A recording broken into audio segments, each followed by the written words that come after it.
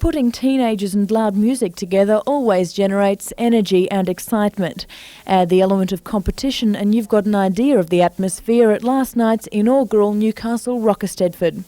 Under the banner of the Drug Offensive's Quit for Life campaign, 8 Hunter school groups presented their visual interpretation of a chosen theme through music and dance. Costumes were imaginative and choreography plainly well rehearsed, although even the best laid plans can sometimes go astray.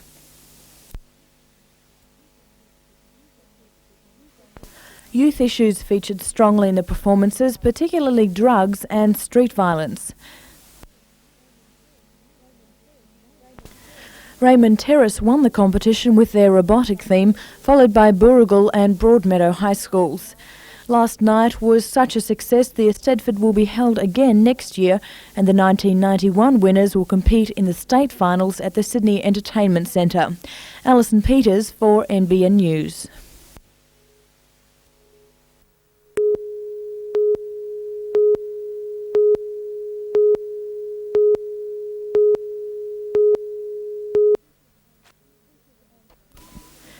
Teachers and students of Warners Bay School have a keen sense of history. A few months ago they staged the Eureka Stockade in the school grounds.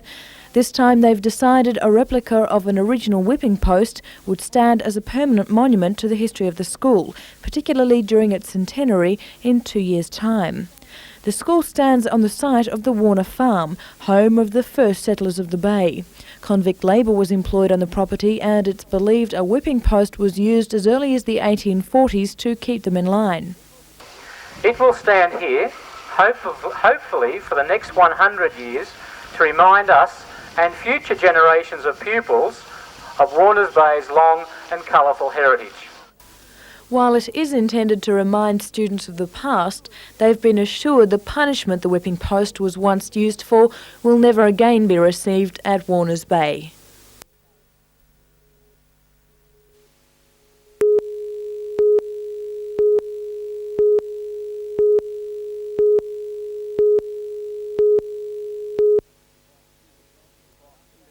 Prop Peter Johnson is out, probably for a week with an ankle injury. Winger Creaker and tough half Fulmer are backing up despite heavy knocks against East last Sunday.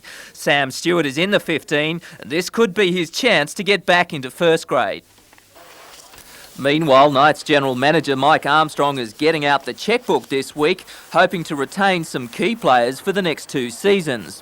Try-scoring wizard Ashley Gordon, centre Robbie McCormack, David Boyd and new hooking sensation David Mullane are the only first graders yet to be re-signed.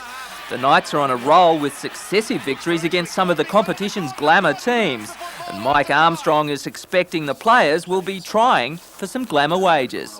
I dare say they'll try to put that sort of proposition to me, Peter. It's a bargaining process that we're going through, and I think you'll find everybody will come out on the right side of the coin, including the club.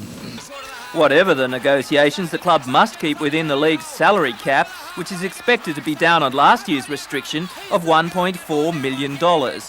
On the local league scene, Lakes United lock Michael McKiernan has been suspended for 2 weeks after this tackle on a Toronto player last weekend.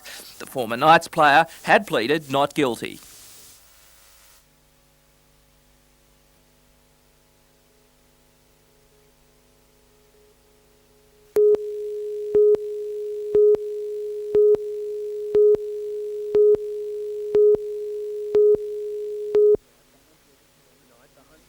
Tonight, the Hunter Region branch of the United Nations Association of Australia brought some of those problems home in a public meeting at the Royal Newcastle Hospital. Dependence on drugs and the social effects of crime and unemployment are some of the more visible effects of a $300 billion worldwide trade in narcotics. The idea is to focus attention on this very important problem which affects the individuals and the society as a whole in many ways, at a personal level, psychologically, financially, socially, morally, and the society as a whole. So we are trying to see if the problem can be curtailed. It is difficult to eradicate, but we are not still in the same position as Sydney or San Francisco. If we can keep the problem at its lowest ebb, this is the objective. In learning how to live with the drug problem in Australia, speakers such as Justice Michael Kirby called for changes to the judicial system that, despite best intentions, is no longer coping with the increasing drug abuse. He said 70 to 80% of court appearances and imprisonments are drug-related. Dr. David Sutherland, back yesterday from an international AIDS conference in the United States, said the world is now facing a revolutionary phase in the AIDS epidemic. He stressed that only through better education could intravenous drug users and policymakers control a disease now affecting 8 million people worldwide.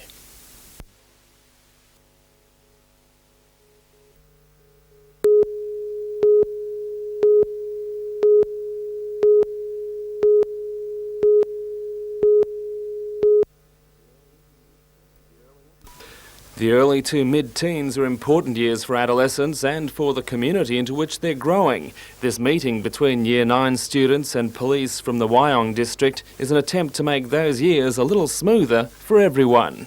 We're trying to break down the barriers that kids put up with between themselves and the police, show them that we are just normal people, just doing a job.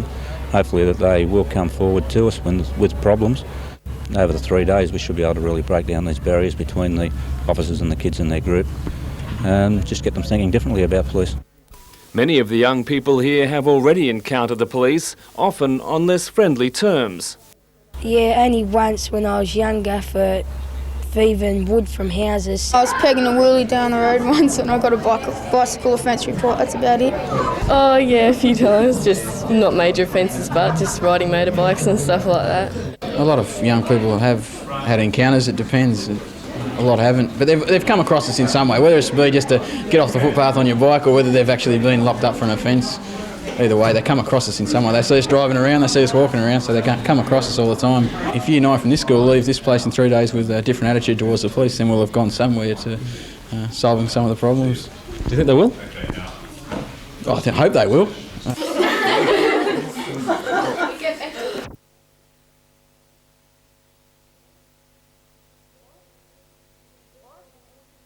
Boss?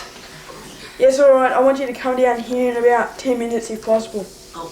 Alright, otherwise we'll have to charge you with some offences. And you. Usually what you do is you just hand me a piece of police statement paper and you tell me to write out. Write down what happened. You ask me to write out, tell you what happened. Well, okay, I'll write out what happened. Beneath the attractions of Wyong's easygoing lifestyle lurk some serious social problems. The region has one of the highest incidents of child abuse in the state. And police have been told by social workers that many of those problems that turn up in teenage years stem back to early first experiences. So when police try this new approach with the region's teenagers, the stakes are high. Police believe these early first attempts to befriend the region's young people may be their last chance to head off what could be a serious crime problem of the future. I think it's the age group where if they're going to develop trends in their life, which way they're going to go, if they're going to get into trouble, now's the time to try and stop them. But police were quickly learning they had some big image problems to overcome. Some police hide under their badges. They hide under their badges and they can pick on people sometimes just because they've got a grudge against them. I just keep right out the way. I don't do anything bad, so they don't come around and see me or anything. A number of different bicycle offences that you can be caught for, not just what might be coming in with the helmets, but because you've got to stick to the road rules exactly the same as a car has. Because that's all the police role is, to just put the matter before the court. Yep, the people, that's right. The people make the laws. A crime is when someone's broken the law in any way. Enough and ugly enough, you're supposed to be the policeman. Alright, turn around. Touching me.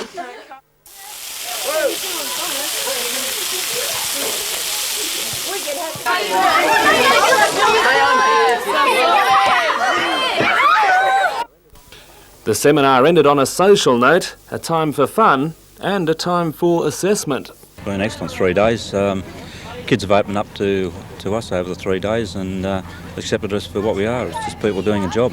So I've really learned a lot over these few days. You're not just saying that? No, I'm not. It's pretty good. So I've spoken to the children as we've gone around and we're getting very good responses. They're making comments along the line of, I used to think they were distant people in uniforms and really not. They're good blokes. We can play football with them and so forth. And I think they've become able to see them as friends, which they weren't able to do so before.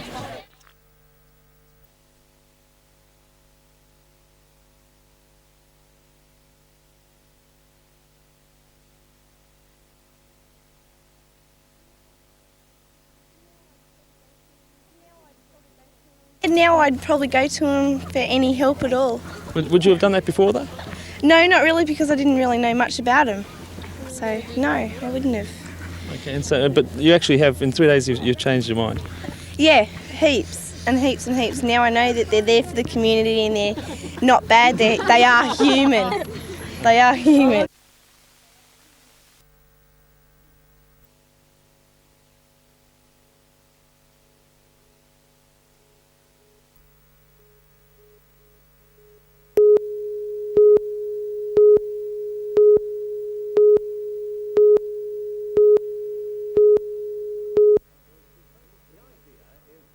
The idea is to focus the direction of training into added value for the company itself, its employees and the nation as a whole.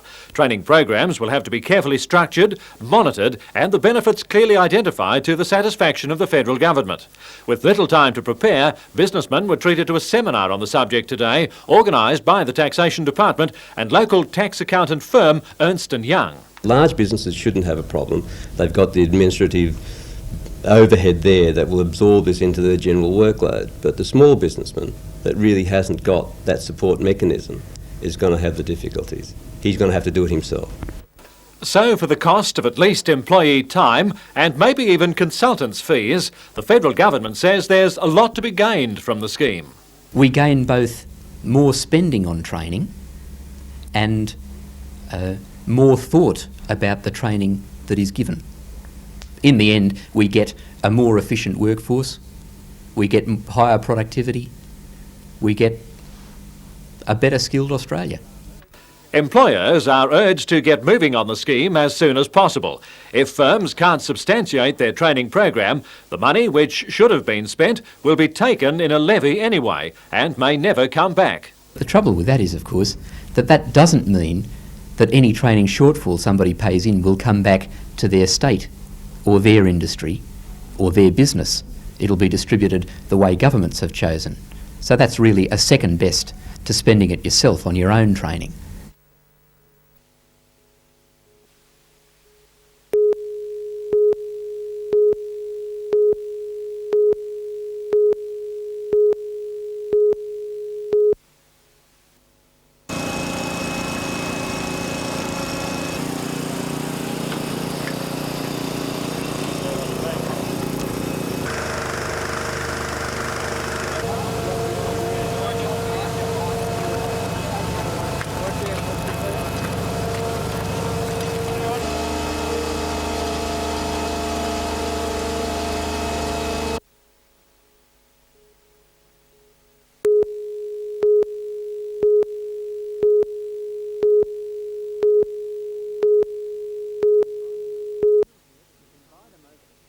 You can buy them over the counter at any pharmacy. If used correctly, they provide quick and effective relief from pain. If abused, they can be every bit as devastating as the harder drugs. At the beginning of the day, I would take 4 or 5 Valium to sort of get me, that was to sort of get out of bed and get going. And then I would be making sure that I had enough Valium to do me sort of for the next day or so I didn't run out. So a lot of my time was planned around sort of the getting and the using of such things as Valium, Seropax, Rohypnol, all those type of things. This Newcastle woman agreed to talk to us on the condition that we didn't show her face. She was, however, quite willing to reveal the chilling effects of a 15-year addiction to prescription drugs. Towards the end of my using, I became very withdrawn. I didn't like going outside very much, so I would sort of keep my children at home until in the end I really did get so sick sort of physically and mentally that I sent my 2 children to my mother's. And I kept saying, I'm going to have to get a job because I can't support my 2 children, so therefore I can't have them with me. And that wasn't the reason at all. I mean, I'd just become so insane towards the end of my using that I just couldn't cope with having my children around me. Cheryl says hers is a far from isolated case. Just because we don't hear about it doesn't mean it's not happening. Alcohol and I suppose even some narcotics would be more socially acceptable to say go to a party, I guess, and get drunk, or go to a party and hit up. Or, I mean, people just don't sort of say, come over, we're going to have a pill party and hand out dishes of pills, you know. So I suppose it is more behind the closed doors, and it's more covered up. You know, I spent a lot of my time trying to hide the fact from people that I was using pills and abusing them. Once the addiction cycle is established, kicking the habit is every bit as hard as breaking a dependence on heroin or cocaine. I couldn't take my son to school unless my girlfriend was with me in the car, because I'd have these really horrific panic attacks. I mean, like where someone jump out you in the dark and frighten you. That when your heart starts to beat and you can feel your adrenaline pumping, that would happen to me just for no reason. I could be sitting here and that would happen to me, and I'd think I was going to die. So yeah, it was hard. It was hard until I let go, because in the end I couldn't hang on anymore. You know, I mean, I had anorexia nervosa. I'd lost. My husband was taking me to court, and he'd slapped papers on me to take my little girl away. Fortunately for Hunter addicts, a Pills Anonymous support group has been established. For Cheryl, the group therapy worked where years of other remedies had failed. I went on for years, and I went to psychiatrists, and as I said, I went in and out of detox units and psychiatric centres for 15 years. And until I had some exposure to this program, and I saw these people getting well who were saying they had the same problem as what I did with abusing alcohol and pills and whatever, I never ever thought that I would get well. And after 15 years, I'm 18 months down the road to recovery. Anyone needing any further information should call this number. The group meets weekly at the Belmont North Uniting Church Hall and the Swansea Community Cottage. Bruce Mackenzie for Newsnight.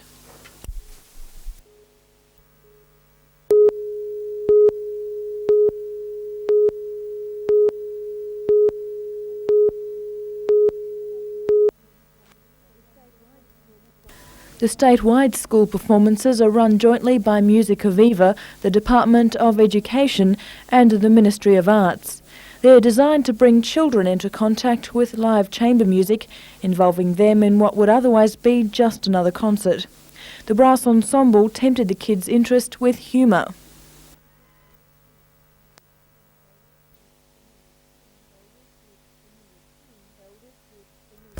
Held it with familiar tunes,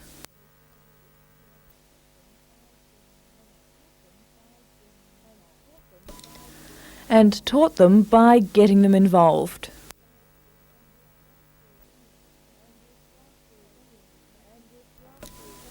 And if laughter is any indication, today's show was a great success.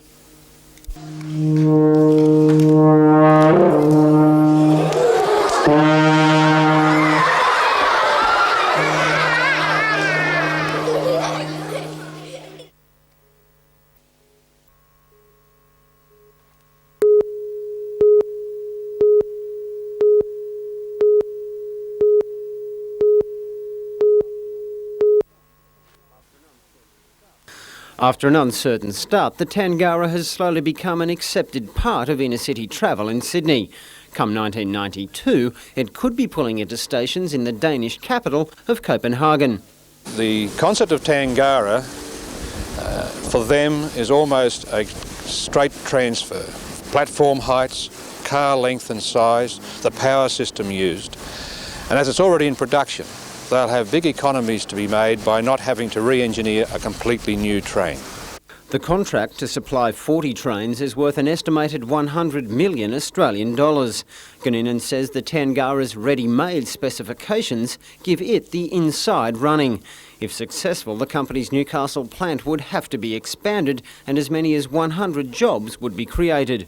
Our commitments for the current contract with the SRA run for another 6 years.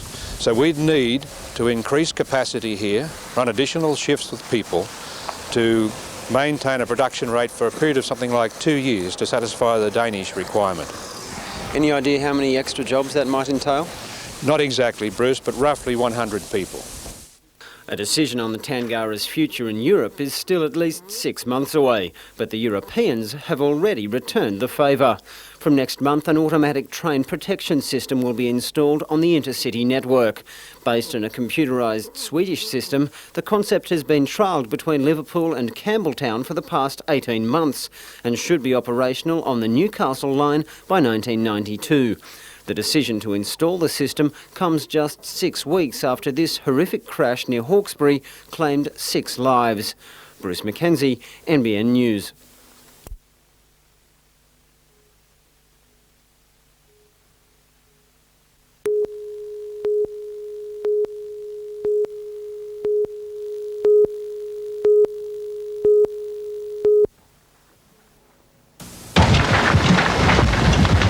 Getting very hot. This is home video shot by a woman last night as the Santa Barbara fire burned near her home. She describes the horror and the sorrow of it all. The Rockles house is completely gone. Fire investigators now say the 3,200-acre blaze that destroyed or damaged 342 homes was set on purpose. 3,500 acres, nearly 400 houses and businesses incinerated. County inmates evacuated. Thousands of people forced to flee their homes, and yet only one serious injury. No one killed. A genuine miracle. The only thing I think you'll see worse than this is like a nuclear war where you've got fire that's spread through town as much as you've seen today. And daylight revealed a war scene. Row upon row of million-dollar houses turned to ash. You know the 30-foot waves in Hawaii? It was a wave of fire, 30 feet high, just coming through here as fast as it could at 60 to 70 miles an hour. But elsewhere in the Southwest, the heat wave persisted, and so did the fear that this could be but a beginning of one of the worst fire seasons in history. This is a very dangerous year. It looks like a long, tough one. Parts of 11 western states are in the grips of extreme drought. The parched conditions have already fueled major fires in 4 of them. It's been so dry in Santa Barbara that a major reservoir has been reduced to a mud puddle. Beneath the green of Southern California hillside, says Chief Charles Moore, are layers of dieback, the volatile residue of 4 years of drought. You can see that. You can break it up in your hand. Very, very dry. What happens when fire hits that? This thing will almost like an explosion. In some regions, the population explosion adds to the destructive potential of the hot, dry conditions. Every day, more and more choose to live in some of the most dangerous, fire-prone areas. We're really trying to take every possible measure that we can to prevent anything from happening. But prevention may not be enough in this year of drought and a frightening start of fire season 1990. David Dow, CBS News, Los Angeles.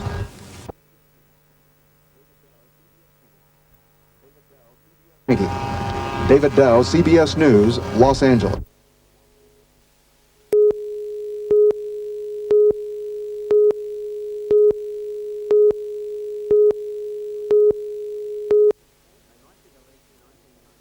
They might be the League's 1990 cellar dwellers, but the Seagulls have it all over the night psychologically. The two sides have met just twice, and the Novocastrians are yet to finish on the right side of the ledger. So Alan McMahon has had no problems with complacency. Well, as we said, we haven't beaten them, and tomorrow's a terrific opportunity for us, and hopefully we'll get the cash. It's pretty important we maintain the momentum that we've built up over the last few weeks, isn't it? Well, that's pretty true, because we certainly come into the hard end of the bargain in the next couple of weeks when we rejoin the Northern Division and we play them again, and as we can see from the draw, they're all in the top 5 or 6, so therefore, it's very important to get these points on offer now. The Knights are still to finalise their starting 13. McMahon says he'll wait until the last possible moment to give key players a chance to prove their fitness. Former skipper Sam Stewart is pushing for a first-grade berth, but the coach admits he's loath to change a winning combination. Certainly Sam's come back into his form a bit, which is terrific, and Tony's been playing quite well also, but the guys that have been in their place have been winning, and they've been playing quite well too.